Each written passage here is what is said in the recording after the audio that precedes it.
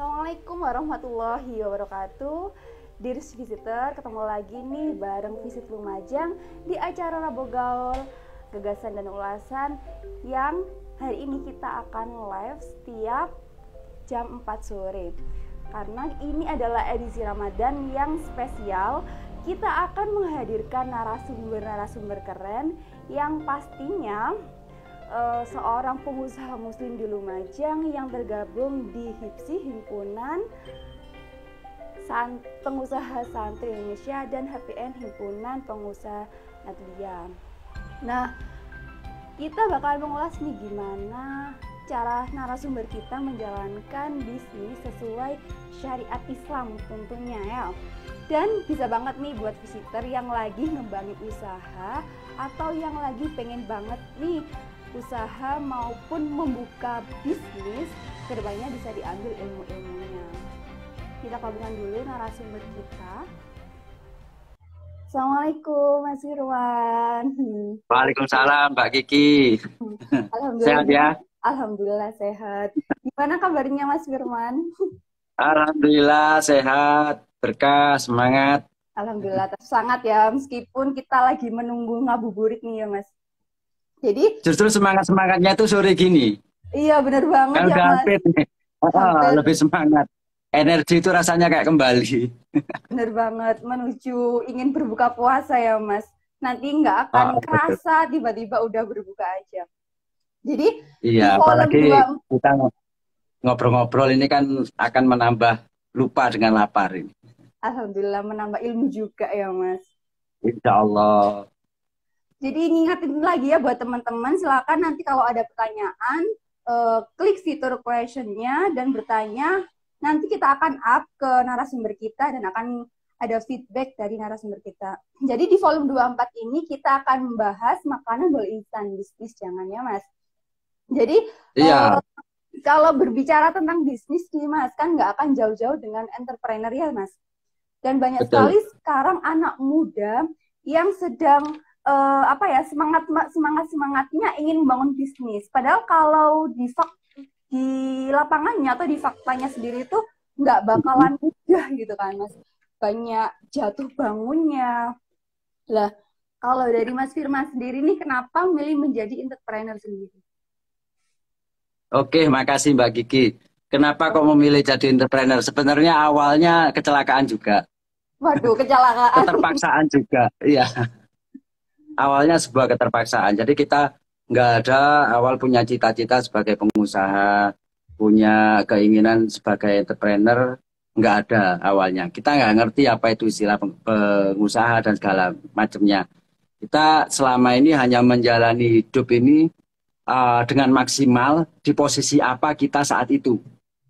Saat itu saya sebagai seorang karyawan, sebagai seorang teknisi, dan istri saya sebagai seorang marketing di sebuah perusahaan, ya sudah kita maksimal di posisi itu. Sampai suatu saat keterpaksaan itu muncul karena sudah hampir ada si kecil ya, tapi income nggak mencukupi. Daripada kita ngomong yang enggak, tapi kita masih tetap berada di dalam perusahaan itu, kita memilih untuk bijak, kita keluar. Kita mencoba menempuh jalan apapun yang bisa kita laksanakan berdua saat itu. Tapi ya nggak ujuk-ujuk langsung seperti sekarang. Iya, ya. Padahal kan untuk menjadi pembisnis itu banyak resikonya ya Mas. Itu kenapa menjadi peluang sendiri buat Mas Firman?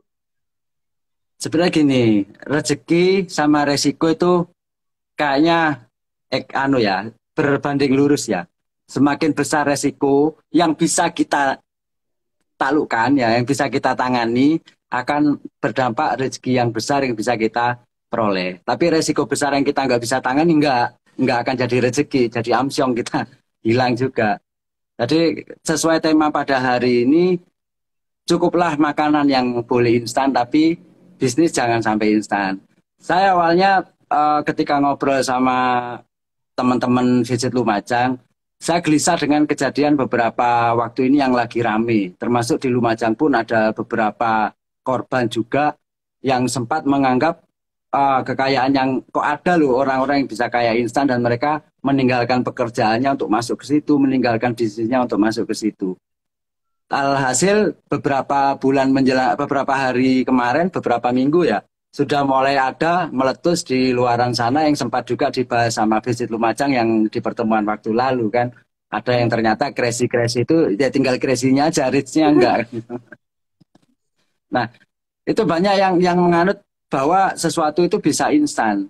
Saya rasa sesuatu yang instan itu selama ini ya belum tentu bisa abadi. Ada yang abadi mungkin ada. Kalau misalkan tiba-tiba dapat jodoh, anak konglomerat, ya kan, terus jadi kaya instan juga. Tapi kan dari sekian 1001 kasus lah. Tapi kalau bisnis, benar-benar bisnis ya kita harus lalui step by stepnya, tahap demi tahapnya. Yang mana semua itu pasti butuh pengorbanan, waktu, tenaga, dan siap-siap kehilangan ketika kita membuka bisnis itu yang harus disiapkan. Pertama itu adalah kehilangan. Kehilangan waktu santai kita, kehilangan waktu nongkrong kita sama teman-teman, bahkan kita siap kehilangan teman-teman itu sendiri. Yang awalnya biasa kita bareng-bareng kemana-mana, tiba-tiba kita harus cut. Ketika kita memulai bisnis, kita harus cut, kita nggak bisa punya waktu temuin mereka untuk 3 sampai 5 tahun awal. Tapi setelah itu kita ketika semua sudah running well, kita bisa balik kok, kita bisa berteman lagi sama mereka. Hanya saja ketika gimana Mbak? Tapi dari apa yang kita tanam, apa yang kita petik nanti gitu kan? Ya, biasanya semua itu sesuai dengan harga yang kita bayar sih. Apa yang kita korbankan, itu kita akan memetiknya ketika kita sudah saatnya panen nanti. Cuman masa panen orang ini setiap orang beda-beda. Ada yang 1 tahun sudah bisa panen, ada yang 2 tahun sudah bisa panen. Cuman sekarang dengan adanya media sosial yang informasi itu begitu banyak, sebenarnya saat panen itu bisa dipersingkat, bisa dipercepat. Karena banyak sekali di YouTube, di live-live Instagram seperti ini, tips-tips, ilmu-ilmu yang sudah dilakukan oleh orang yang sudah pernah melakukan sebelumnya dan berhasil. Daripada kita harus mencari informasi sendiri, mencari pengalaman sendiri. Kita jadi bisa bypass mana-mana yang kita perlu lakukan dan mana-mana kita yang nggak perlu lakukan. Seperti itu kurang lebih Mbak Kiki. Karena kan setiap proses, tiap orang itu berbeda ya. Ada yang dia memang benar-benar dia setahun udah bisa mendapatkan apa yang dia inginkan, atau dia bisa jatuh dulu baru dia bisa bangkit. Itu kembali lagi ke dirinya kita sendiri, karena kita harus kuat, harus bisa terus habis jatuh bangun, atau kita menyerah seperti itu kan. Betul. Jadi termasuk juga apa yang sudah kita tanam selama proses diri kita. Sebenarnya kalau kita boleh tarik ke belakang, kita boleh renungkan masing-masing. Apapun periode, apapun episode kehidupan yang kita lalui, itu sebenarnya menyiapkan diri kita untuk saat ini. Kalau kita boleh tarik ke belakang, oh iya, aku dulu pernah misalkan ditipu orang. Aku pernah dulu ketika kerja nggak dibayar misalkan. Itu semua adalah proses untuk membuat kita pada posisi kita saat ini. Ketika semua itu kita jalani dengan ikhlas, kita jalani dengan hanya satu mengharap ridho Allah. Allah sedang menyiapkan ini kok, ya kan? Dan akhirnya pada saat kita berada di posisi itu, kita bisa ingat dengan dulu kita pernah mungkin mendapatkan perlakuan yang nggak sesuai. Itu akhirnya kita bisa mawas di situ. Oh, jangan diginikan dong. Paling nggak enak itu ketika pegawai, karyawan itu telat gajinya. Bagaimana kita ketika jadi seorang pengusaha nggak telat seperti itu. Itu sebenarnya semua itu entah kita hari ini sedang ditempa, hari ini kita sedang susah, hari ini kita sedang apa, itu kalau kita menjalaninya dengan ikhlas dan sungguh-sungguh ridho, Allah sedang menyiapkan kita untuk kuat di kemudian hari.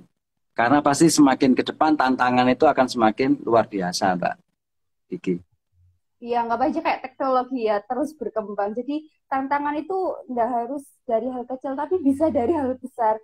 Kita sebagai manusia juga nggak tahu kan apa yang kita rencanakan nggak harus jalan dengan apa yang kita rencanakan juga. Kembali lagi dengan Allah. Dan Betul. Karena kita bahas tentang bisnis, jadi kita lebih kerucutkan lagi, yaitu bangun mindset bisnis Islam dalam keseharian lah. Sekarang kan banyak orang berbisnis langsung mendapatkan uang. Tapi gimana sih cara berbisnis ala Islam seperti itu? Entah itu kualitasnya kita jujur, kemudian halal atau gimana nanti bagi keuntungan dan kerugiannya itu seperti apa kalau menurut Mas Firman sendiri? Oke, sebenarnya kalau dalam Islam sendiri, kita itu diajarkan oleh Nabi kita untuk menjadi seorang pedagang, untuk menjadi seorang pewirausaha, bukan untuk menjadi seorang karyawan. Tapi kembali lagi, setiap orang itu punya tugas yang berbeda-beda. Kalau semua orang jadi pengusaha, siapa juga yang nantinya jadi karyawan, kan seperti itu. Kalau semua jadi karyawan juga nggak ada yang mau bayar. Jadi kalau kita selama ini ketika kita melakukan bisnis secara Islami, ya kita harus runtut dari awal dulu.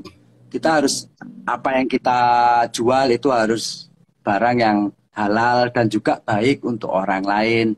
Barangnya halal tapi nggak baik misalkan, itu juga secara naluriah kita sebagai manusia sebenarnya bertentangan dengan diri kita sebenarnya.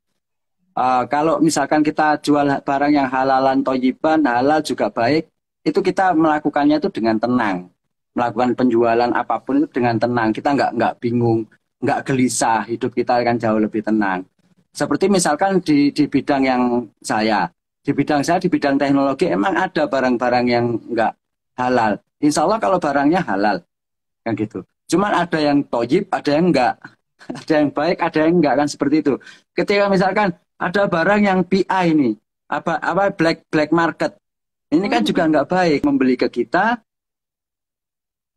Ya benar, dia mungkin dapat harga lebih murah, selisih sedikit lah, nggak banyak dengan yang barang resmi. Tapi ketika ada apa-apa, ada kerusakan, itu konsumen nggak dapat pelayanan yang baik untuk menangani keluhannya ini. Sehingga bisnis-bisnis yang seperti itu yang harus kita hindari. Jadi ketika kita pengen bisnis secara Islami, kita harus jujur semuanya. Jujur memperoleh barangnya, jujur menjualnya. Kita katakan baik, barang baik kita katakan istimewa. Ya kita harus apa adanya, barang ini good ya good, it's not good ya it's not good. Jadi sesuai lah. Sehingga biarkan konsumen itu menentukan pilihannya, yang penting kita menjelaskan semuanya. Termasuk ketika kita dalam memberikan upah ke karyawan kita, itu paling. Bahkan kalau istilah dulu itu bayarlah orang sebelum keringatnya kering, kan begitu. Jadi kita kalau bisa ya tanggalnya tanggal berapa, misalkan tanggal 1 ya sebisa mungkin tanggal 1. Kalaupun harus mundur ya jangan sampai, kalau bisa apapun upayakan. Apakah dulu pernah kita mengalami hal yang seperti itu? Pernah. Tapi yang kita korbankan adalah diri kita. Kita jual apa yang bisa kita jual demi menyelamatkan karyawan ini tadi, jangan sampai haknya nggak keluar, jangan sampai haknya ketahan. Itu yang harus dilakukan. Jadi lebih ke ini ya, ketika kita jadi seorang pengusaha yang ingin menjalankannya itu sesuai Islam mengajarkan, ya jalanilah semuanya itu dengan fokus mencari ridho Allah. Iya, Kalau misalkan kita mau kita mau mendolimi ke karyawan, Allah ridho enggak kalau kita dolim ke sini? Kita misalkan mau berbuat apa ke konsumen, mau ini harusnya bonusnya ini bisa dikasihkan atau bisa diambil sendiri.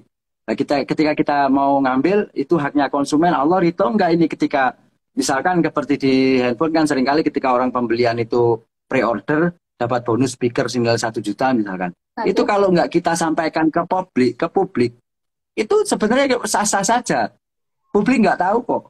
Konsumen nggak tahu kok. Tapi kan kita kembali lagi. Kita ini bisnis mencari keridhaan Allah. Kita bisa misalkan jual bonusnya tadi dengan harga 400.000, di luar itu kan tambahan keuntungan sebenarnya. Dan yang beli seneng banget, oh ini harganya di luar 1 juta, saya hanya bisa beli 400.000 atau 500.000 separuh harga. Orang seneng banget. Tapi kan kita bukan itu dalam berbisnis. Bukan hanya mencari kata untung, bukan hanya cuan. Kalau istilahnya anak sekarang kan cuan. Kemana cari cuan? Ya bukan hanya sekedar cuan, tapi berkahnya yang kita kejar. Allah ridho enggak kita melakukan ini? Ketika enggak, itu haknya konsumen, ya sudah berikan ke konsumen. Allah akan ganti yang lain kok nantinya. Berarti itu termasuk akhlak gitu, berdagang ya, Mas?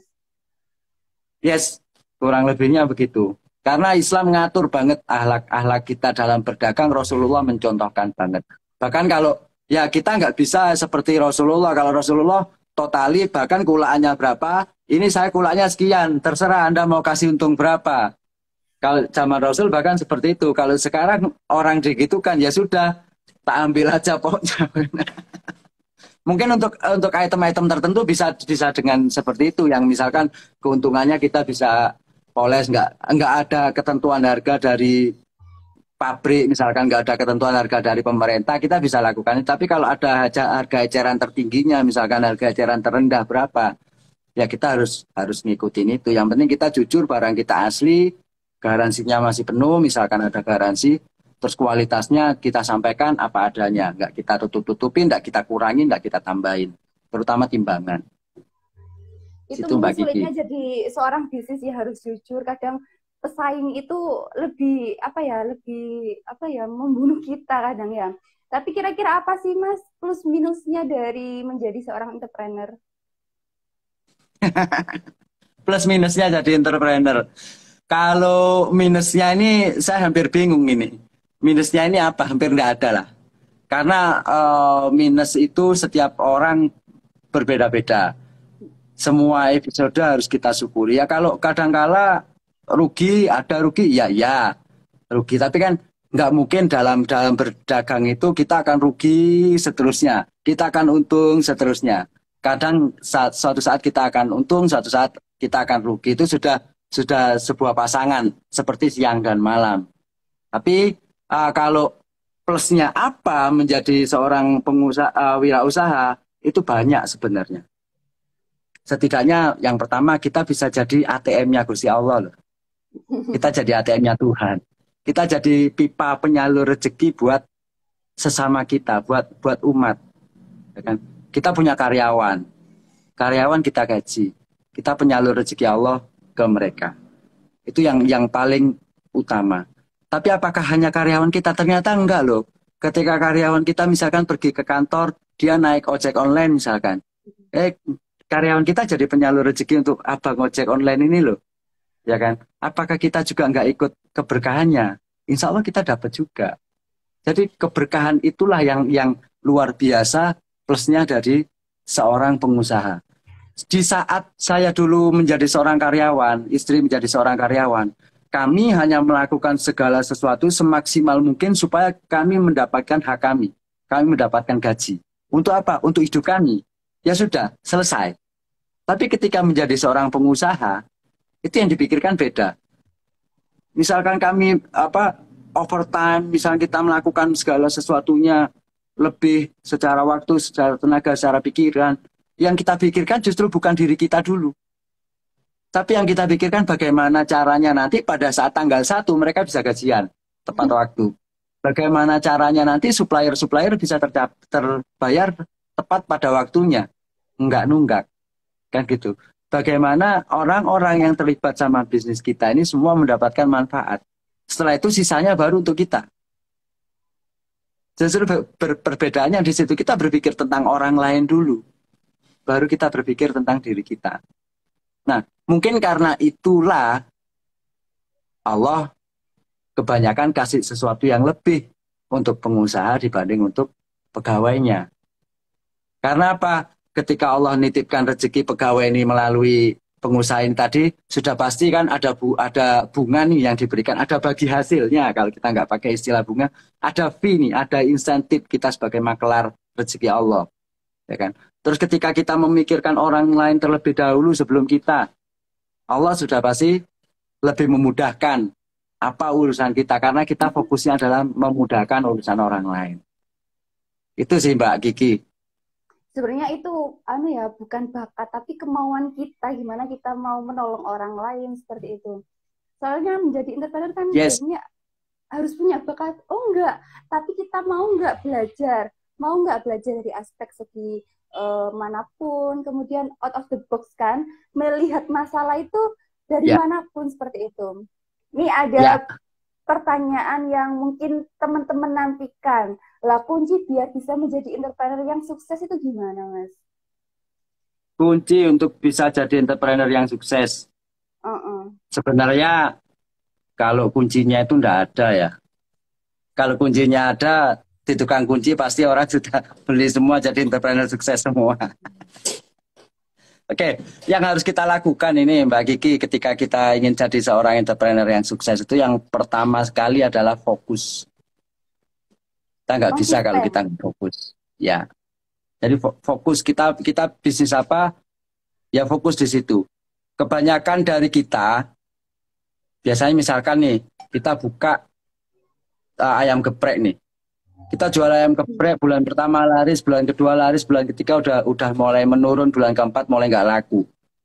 Terus kita ngelirik kiri kita, kok ada orang jualan bakso laris nih. Wah, ayam geprek nggak laku nih. Ganti ya jual bakso aja.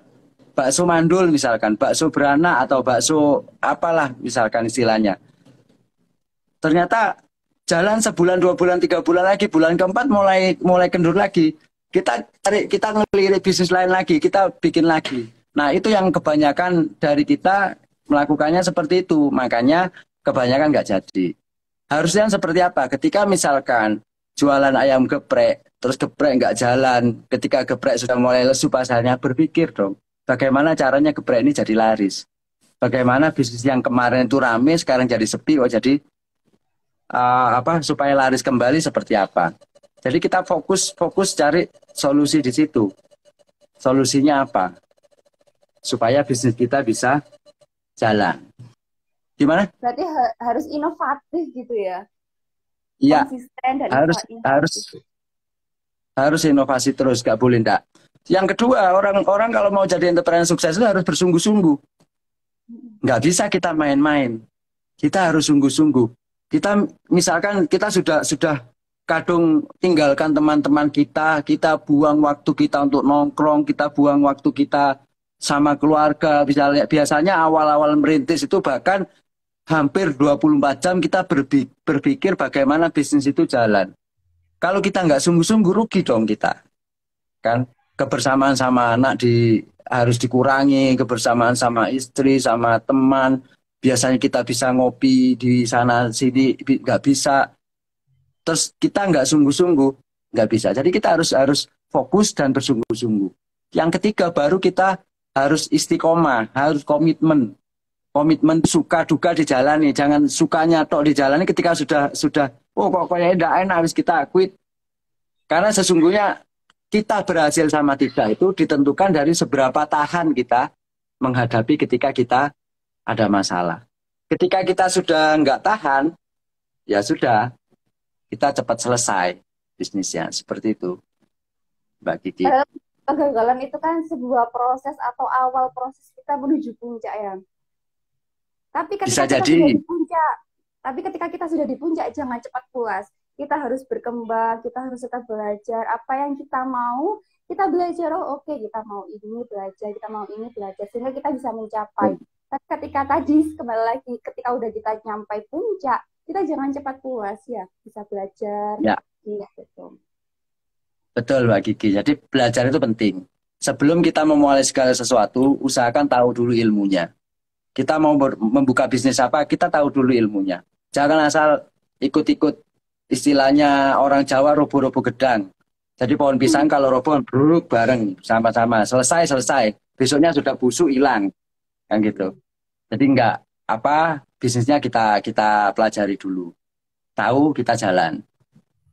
Seperti itu Tapi Mbak kalau Kiki. dari Mas Firman sendiri itu pondasi dari bisnisnya Mas Firman itu apa? Maksudnya sistem dari bisnisnya Mas Firman seperti apa? Oke. Entah transaksinya Kalau atau yang lain seperti itu. Gimana, Pak? Entah bisa dari transaksinya atau promosinya atau yang lain. Pasti kan setiap pembisnis itu punya sistem sendiri, punya cara Iya. sendiri kan. Yang jelas kalau kita mau bisnis kita terus jalan, itu jangan pernah berhenti berinovasi. Berinovasi itu menjadi kunci. Ya.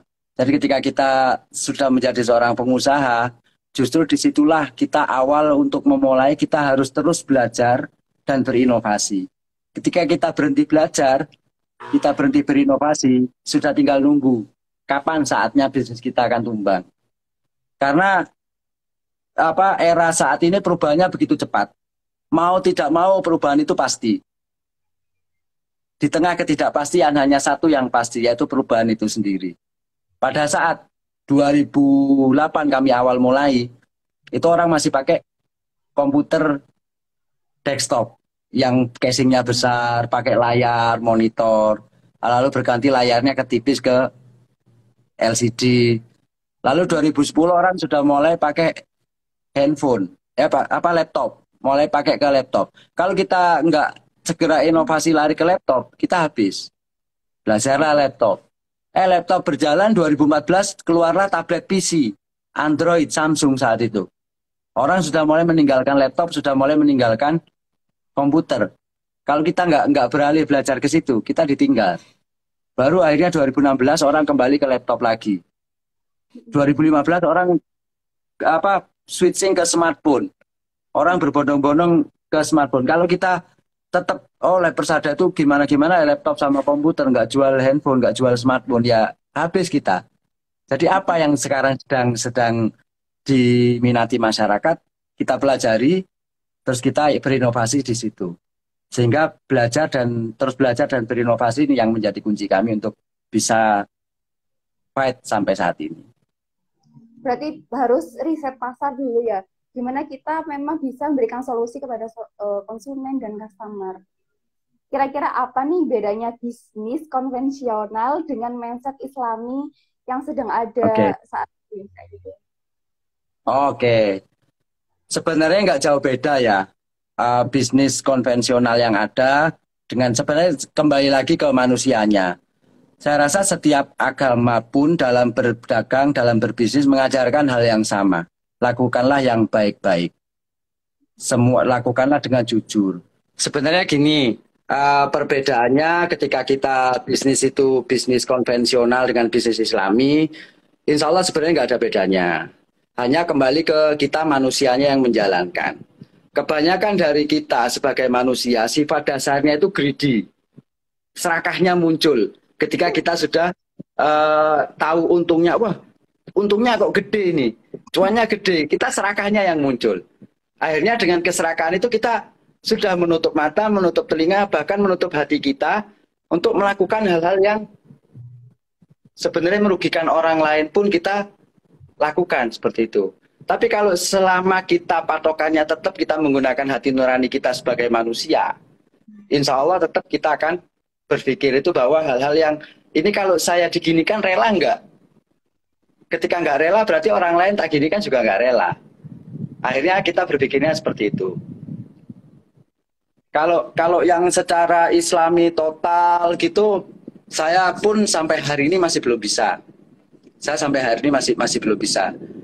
Beberapa teman-teman di di komunitas kami pun juga masih tetap sama kan. Ada sebagian orang yang sudah nggak mau menggunakan bank sama sekali misalkan. Tapi kalau kami masih belum bisa. Kami masih tetap menggunakan itu sebagai permodalan. Karena bagi hasilnya pun sampai hari ini masih nggak ada yang bisa menandingi. Misalkan rata-rata ketika kita minta investor orang lokal gitu ada satu proyek yang gede, dia mintanya 50-50 dari keuntungan. Sedangkan ketika bank only 1% dari modal yang kita pakai. Jadi kalau secara saya ngomong Islami total gitu masih belum. Tapi sebisa mungkin kita memanagenya, memperlakukan mereka itu lebih ke secara Islami, lebih memanusiakan mereka lah sebagai tim kita, sebagai partner kita, terus sebagai konsumen kita juga kita lebih melakukannya dengan nurani, dengan itu tadi tujuannya hanya kita mencari ridhonya, kita mencari keberkahannya dalam hidup ini. Sehingga ketika berkah itu walaupun kadang jumlahnya itu tidak banyak tapi cukup dan kita bisa nge-save. Tapi kalau nggak berkah, sebanyak apapun jumlahnya itu kita kurang terus. Istilahnya uang setan akan habis dimakan iblis. Kalau kita sering dapat begitu. Kurang lebih begitu, Mbak. Sebenarnya itu di dalam prinsip Islam itu ada yang namanya mudorabah ya, pembagian peran. Gimana peran pemodal itu seperti apa, peran pengelola itu juga seperti apa. Jadi kita harus benar-benar yang katanya jenengan itu membagi hasil. Ya, Kalau kalau memang kita secara total termasuk permodalan itu secara Islami, kita biasanya ngajak partner, kita ngajak orang-orang yang punya duit sebagai investor dengan ketentuan bagi hasilnya berapa. Itu jelas di depan. Nah, cuman kebanyakan ketika bagi hasil jarang mau yang bagi rugi. Oh, Ketika nggak sengaja post major itu nggak berhasil gitu rugi, ya kemarin yang kamu pinjem modal yang masuk kembaliin.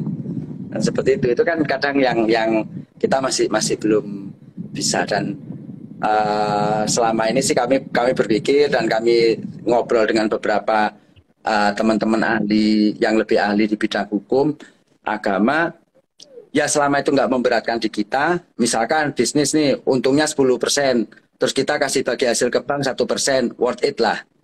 Bank kan juga butuh income untuk membayar karyawannya juga. Misalkan kita bisnis makanan 30% untungnya, kita bagi hasil dengan bank 1%, 1,5%, worth it lah. Tapi saya nggak mengatakan bunga bank itu halal ya.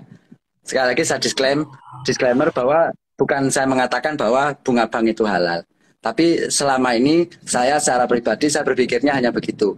Senyampang saya lakukan, saya bisa hasil 10%, kalau saya bagi hasil ke bank 1%, oke lah. Kan biasanya kalau saya ke investor 10% minta 5%, 5%. Lah kalau 5% saya gaji karyawan saya, gaji operasional kan nggak bisa. Makanya saya pilih, oh ya, senyampang bank ini misalkan banknya syariah, ya sudahlah. Saya bank syariah, saya anggap syariah, ya sudah sesuai dengan syariat yang kita jalani. Sesimpel itu sih saya berpikirnya secara pribadi. iya, tapi kan itu harus apa ya, direncanakan di awal, karena itu disepakati dulu di awal seperti apa, baru ke belakangnya seperti apa. Ketika kita tidak ada kesepakatan di awal, maka udah jauh dari prinsip Islam. Ya, kan? Segala sesuatu akadnya itu di depan. Di depan. Makanya, kebanyakan kita kan kalau budaya kita orang Timur, orang Jawa itu kan wis gampang wis. Konco ae diomong buri, dihitung belakangan. Nah, itu yang rusak. Itu yang rusak. Pasti ketika bisnis itu tumbuh, uangnya mulai ada, kalau kita kerja sama teman, itu akan hancur rusak pertemanannya, bukan hanya bisnisnya. Kebanyakan seperti itu. Tapi kalau semuanya itu detail di depan, oke, tugasku sebagai penanam modal misalkan, kamu yang punya tenaganya, kamu yang menjalankan, modalnya dianggap nanti bagi hasilnya misalkan 60-40 atau 20-80, itu jelas di depan. Itu akan jauh lebih awet kerjasamanya dibandingkan tidak jelas terus di belakangnya ribet. ya biasanya juga pembeli juga harus ini dibayar lunas atau dibayar setengahnya atau gimana, kan itu harus ada kesepakatan dulu di awal. Ya, tapi betul. Kalau dari Mas Firman sendiri, apa sih kesan ketika bisa menjadi pengusaha, bisa mengusahakan menjadi pengusaha sendiri, kemudian mendirikan lab persada yang sekarang itu ya bisa dibilang sukses karena cabangnya di mana-mana kayak gitu. Amin. Kalau bagi kami hanya bisa bersyukur karena kami awalnya nggak pernah memimpikan untuk bisa seperti ini. Kami hanya bisa bersyukur, kami berusaha semaksimal mungkin menjaga apa yang sudah Allah amanahkan kepada kami untuk kami lakukan sesuai yang diamanahkan. Ya kami diberi diamanati karyawan yang begitu banyak, ya kita harus memperlakukan mereka dengan baik. Kami diamanai stok yang begitu banyak, ya kan, supplier, partner-partner kita, juga konsumen-konsumen ini. Jadi kita, ya itu semua titipan amanah dari Allah yang harus kita lakukan. Kalau kita ngomong kesannya seperti apa yang dirasakan, ya hanya bersyukur aja. Bersyukur sampai hari ini Allah mempercayakan semuanya pada kami. Itu aja, Mbak. Keren sekali ya, sumber income-nya itu dari mana-mana, nggak hanya satu keran. Insya Allah. Tapi harapan Mas Firman ke depannya itu untuk lab persada seperti apa, Mas? Kalau kami punya mimpi ke depan, ya setelah ada lab persada dan semakin membesar ini, kami semakin berani membangun mimpi. Bahwa kami memimpikan untuk kami itu ada di seluruh wilayah di Indonesia, dan kami akan memimpikan untuk menjadi keran rezeki Allah untuk umat-umat ini nanti, sehingga kalau kita misalkan menjadi yang besar terus kelola secara lebih lebih manusiawi itu ke seluruh Indonesia juga akan lebih banyak yang merasakan manfaatnya. Selain mungkin karyawan juga mungkin lingkungan sekitar kita akan, ya dulunya kan seperti yang dilihat di Leper Sadang Grati ini, dulunya kan sawah kiri kanan. Sekarang jadi tempat yang rame, harganya jadi ini kan lingkungan juga dapat imbasnya. Dari dulu bukan tempat apa-apa menjadi tempat yang bagus ya. Harapannya kami ke depan sih itu sih. Jadi kita bisa udah di mana-mana, bisa menginspirasi lebih banyak orang lagi, bisa bermanfaat untuk lebih banyak orang lagi. Jadi bisa produktif ya Mas, kanan kiri produktif, depan belakang juga produktif. Iya, insya Allah inginnya seperti itu. Tapi kalau boleh tahu perjalanan dari awalnya Mas Firman mendirikan Lab Persada ini gimana Mas? Kalau perjalanan dari awal ini memang banyak tangis ya yang ada, karena kami berdua itu bukan dari keluarga yang mampu. Miskin sih enggak, tapi kaya enggak. Bapak cukup ya, selalu ada yang dimakan, walaupun makan kadang minta ke tetangga, selalu ada yang dimakan. Jadi cukup lah. Bapakku apa namanya, tukang bangunan yang kadang kerja kadang enggak, ibuku penjahit juga kadang jahit kadang enggak. Dari keluarga istri juga gitu, orang tua laki-laki kebetulan sejak istri sekolah sudah meninggal, terus ibu juga serabutan dagangnya. Jadi kita benar-benar komitmen dari awal ingin keluar dari kantor itu karena nggak cukup, dan kami berupaya supaya kami bisa mencukupi diri dan mencukupi orang yang ikut ke kami. Kami saat itu besarnya semangat adalah kalau kita jadi bos, jangan sampai kita memperlakukan karyawan kita seperti kita dulu diperlakukan. Hanya itu yang ada di benak ini. Sehingga kita mencoba sekuat tenaga. Kalau awal kita nggak langsung buka toko kok. Saya awalnya sama istri itu jualan ikan wader. Kami ambil ikan di Sememu, kami kirim ke Surabaya, ke Royal Plaza dulu, ada Pujasera di sana. Jadi saya gonceng pakai Mio ke sana. Kadang kami titipkan ke travel Bali Prima untuk dikirim ke sana. Jual ikan terus seminggu 2 kali. Dari hasil itu kita tabung. Yang penting kita itu begini, seringkali kita kan memimpikan ada income nih 10 juta, tapi masih di awang-awang. Akan ada income 10 juta, kita lupa bahwa uang 10.000 yang sudah ada di tangan, kita manage dengan baik, itu jauh lebih baik, jauh lebih bagus daripada uang 1 juta yang masih di angan. Ini prinsip kami saat itu. Jadi kami berupaya sebisa mungkin berapapun yang kita terima ini di-manage dengan baik. Berapapun yang kita terima di-manage dengan baik. Makan pun seadanya. Sampai sekarang kalau makan kami seadanya. Kami apalagi untungnya berawal dari memang orang desa, basically. Jadi seneng jangan kelor, gitu, nasi karak. Itu seneng banget. Jadi ya wis, makan ya seperti itu aja. Sampai sekarang kita nggak berubah, makan seperti itu. Terus setiap ada itu kita sisihkan dulu, sampai akhirnya kita punya uang untuk bisa bikin seperti sekarang. Kalau dulu juga awalnya enggak, kita door to door juga enggak ada barangnya, kita hanya jual brosur, kita hanya jual kartu nama, kita jual kepercayaan ke orang. Kalau orang trust ke kita, beli ya sudah, rezeki, kalau enggak ya sudah, kita cari yang lain. Jadi enggak pernah dipikir, wah gak tuku karena aku nggak duit tuku, ya wis ndak wis, oh berarti belum rezeki, next. Kita tinggal begitu. Yang penting bagaimana ketika saat kita terpuruk, dalam kondisi terpuruk itu kita jangan fokus sama terpuruknya, tapi kita fokus sama solusinya, bagaimana ya saya supaya bisa keluar. Kalau kita fokus sama terpuruknya, kita jadinya hanya menyesali, meratapi seperti itu. Tapi kita nggak akan pernah dapat jalan keluar untuk keluar dari situasi itu. Tapi kalau kita fokusnya sama cari solusi, bagaimana kita bisa keluar dari situasi ini, nah itulah yang insya Allah akan bisa membuat kita cepat bisa tumbuh.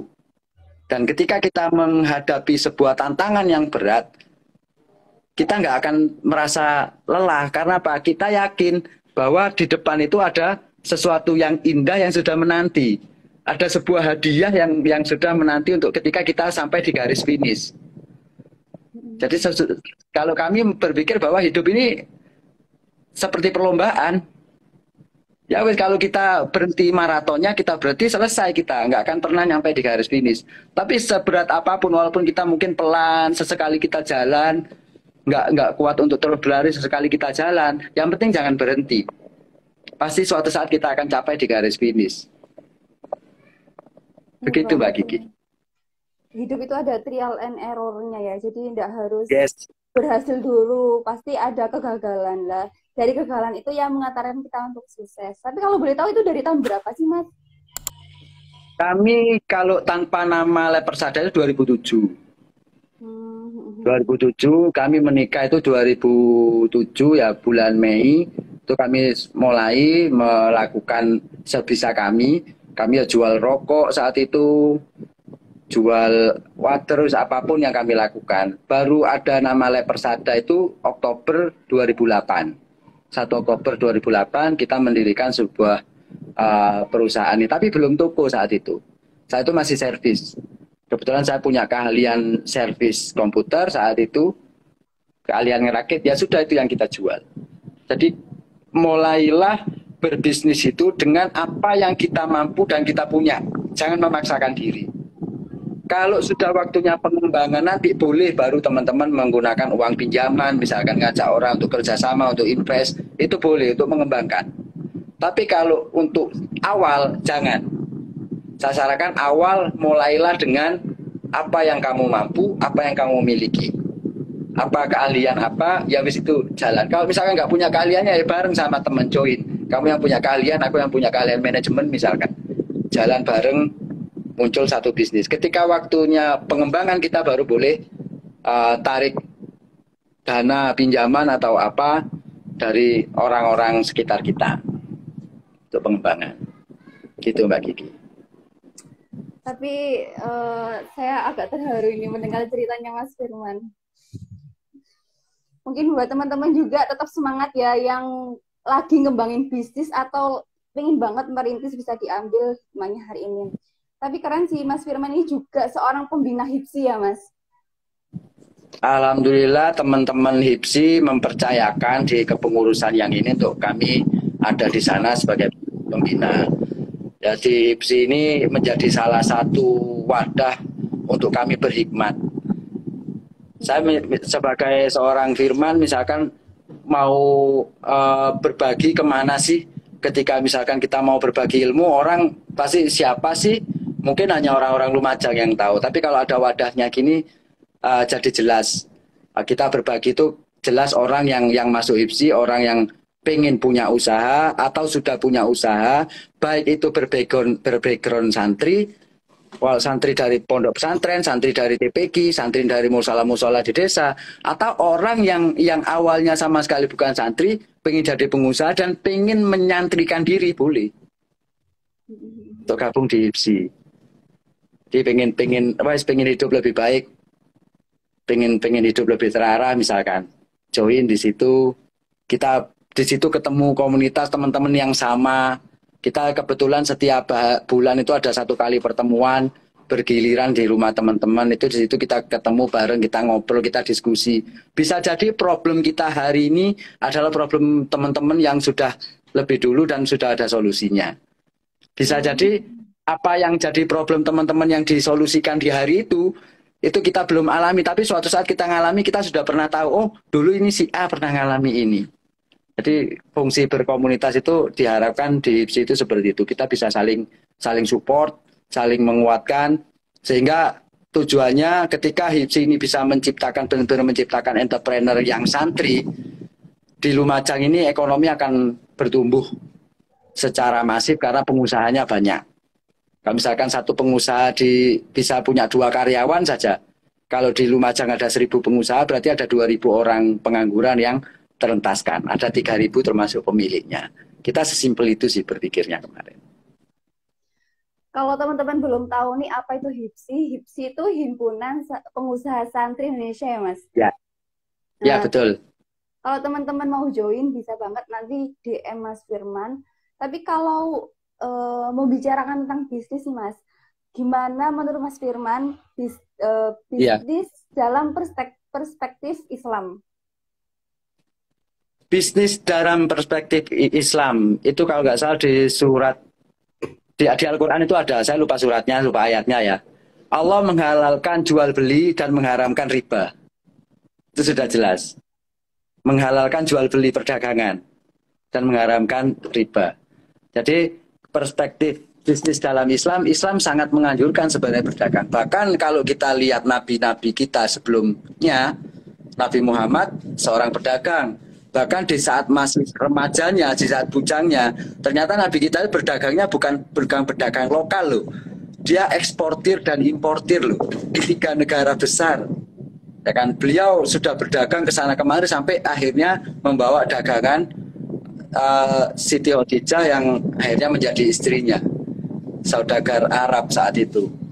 Ya kan, dibawa dagangannya sama Rasulullah ke luar negeri, ke Syam, ya kan. Jadi kalau kita ingin mengikuti jejak Nabi kita ya berdagang, berwirausaha, bukan jadi pegawai. Tapi kalaupun misalkan, oh dirasa aku nggak ada keberanian, saya hanya berani jadi pegawai, ya nggak apa-apa, tetap jadi pegawai yang Islami, yang jujur, yang melakukan segala sesuatunya hanya mencari ridho dari Allah. Itu Mbak Giti. Dulu pun Islam masuk ke Indonesia pun dari berdagang ya seorang. Betul. Mm-mm. Saudagar-saudagar dari Arab, makanya kebanyakan yang Arab di sini itu kan ibunya lokal sini, bapaknya Arab, karena pedagang yang dari Arab berangkat laki-lakinya saja. Nanti nyampai di Indonesia menikah dengan orang pribumi, ada yang orang Aceh, ada orang di Jawa. Akhirnya jadilah saudara-saudara kita yang keturunan Arab yang ada di negara Indonesia saat ini. Dari situ juga masuknya Islam, dari perdagangan juga. Keren banget ya, edisi Ramadan ini kerasa banget karena kita membahas tentang agama Islam. Mungkin bisa closing statement dulu dari Mas Firman sambil menunggu pertanyaan. Oke, pesan saya buat teman-teman yang lagi berjuang untuk memulai bisnis atau baru punya pikiran ingin memulai berbisnis. Yang pertama adalah jangan takut untuk memulai. Karena kita nggak akan pernah tahu bisnis itu yang kamu lakukan itu bagus apa enggak sebelum kamu lakukan. Yang kedua, ketika kamu sudah mulai punya niat untuk berbisnis dan mulai berani memulai, segera carilah komunitas berbisnis.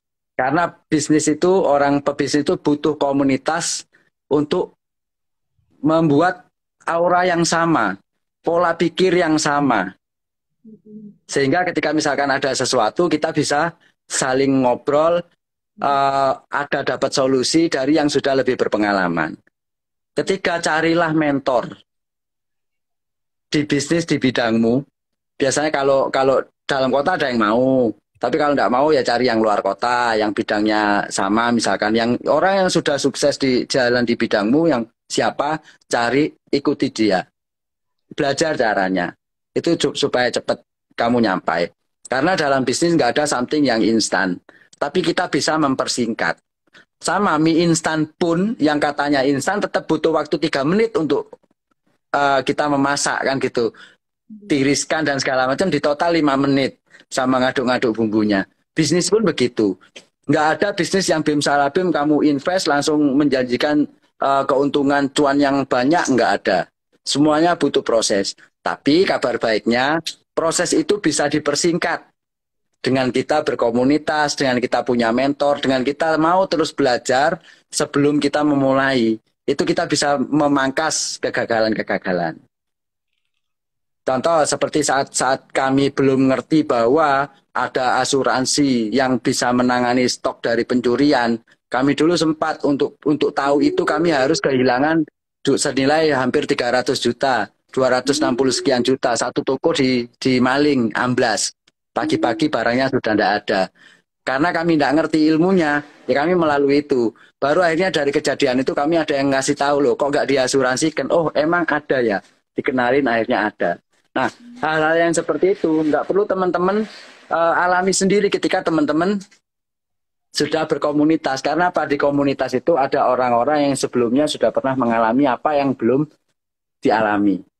Kalau kata guru saya, manusia ini ada 3. Orang bodoh, orang pandai, dan orang bijak. Tapi 3-tiganya ini ada dalam diri seseorang. Semua kita ini ada 3 sifat ini. Bodoh, kadang kita pandai, kadang kita bijak. Orang bodoh bagaimana? Orang bodoh itu selalu melakukan kekeliruan yang sama, berulang-ulang. Sudah tahu keliru, dicoba lagi, dilakukan lagi. Maka kalau itu yang sering muncul di diri kita jadi orang bodoh. Yang kedua, kita jadi orang pinter.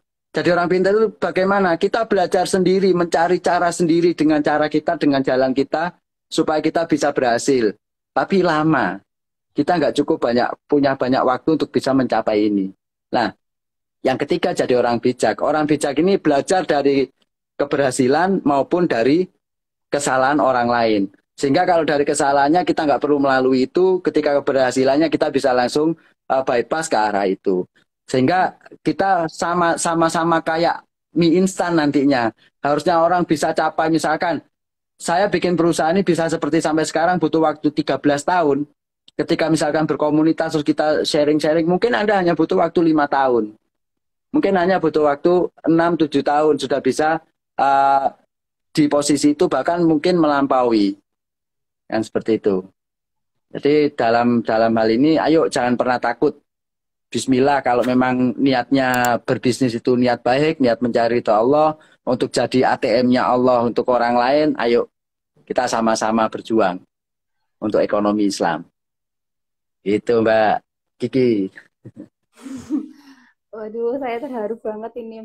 Mungkin buat temen-temen nih udah terjawab semua pertanyaannya ya. Jadi nggak ada pertanyaan. Makasih banget ya Mas Firman. Hari ini Makasih banyak Mbak Kiki. Bermanfaat. Makasih teman-teman visitors. Semoga puasanya lancar, berkah. Amin. Amin. Bisa sampai akhir. Salam sama teman-teman semua. Semoga bermanfaat. Assalamualaikum warahmatullahi wabarakatuh. Waalaikumsalam warahmatullahi wabarakatuh. Wah, mungkin hari ini kita banyak asupan ilmu ya menunggu buka puasa.